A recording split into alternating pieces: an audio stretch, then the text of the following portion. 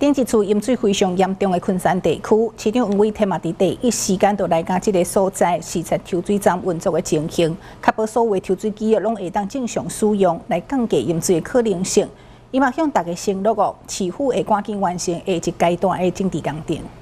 伫咧结束防灾会议了后，市长嘛马上来到永康区的大湾抽水站，视察目前抽水机的运作状况，还有各项防灾措施的执行，是不是拢已经有做好准备？将这个第一干线的水到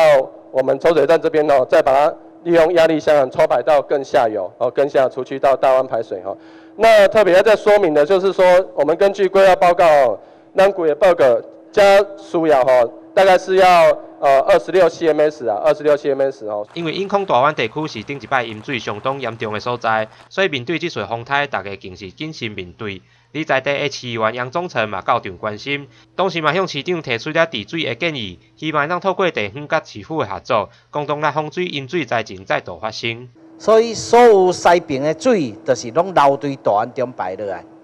吼。所以你也想讲，这条大湾中排的这大条，大湾中排倒伫咱要去三亚江溪的最上游啦，吼。那么这个从化区离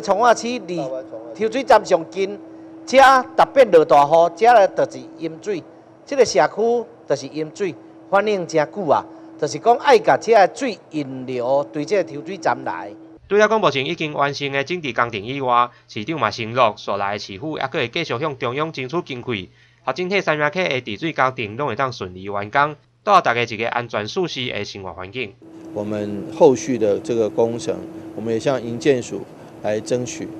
那相对的一些